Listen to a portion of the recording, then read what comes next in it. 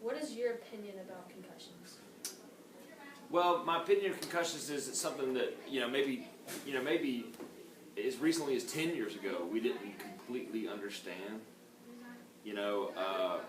Concussions, they kind of have a bad reputation because if you get a concussion, a lot of people are quick to take that very seriously nowadays.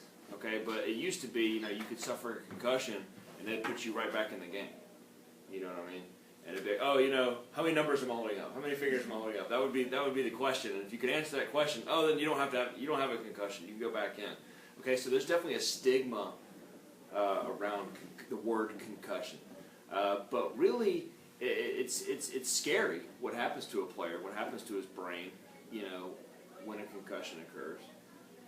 It's a very scary thing. It's something to take very seriously. But fortunately, so much, athletic trainers, team doctors, modern science has come to a point where we understand it so much more. So we're able to help those so much more.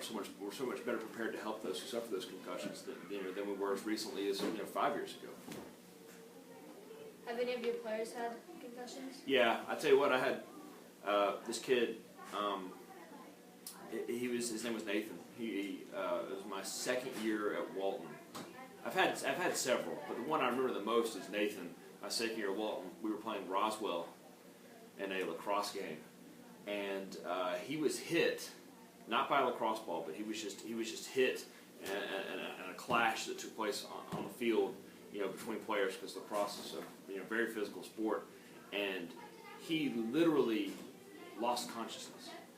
And I'd never seen that. I'd seen kids get their bell rung before, and I'd seen kids get hurt and they'd come off the field kind of dizzy. I've seen that happen several times. But the fact that he lost consciousness, and I went out there, and it was enough to where I would go out on the field with the trainer, and it was very scary to watch. And when he woke up, fortunately he came right to. He woke back up, but he literally didn't know where he was. He didn't know anything about that moment, and he went to the hospital and then fortunately went home that night.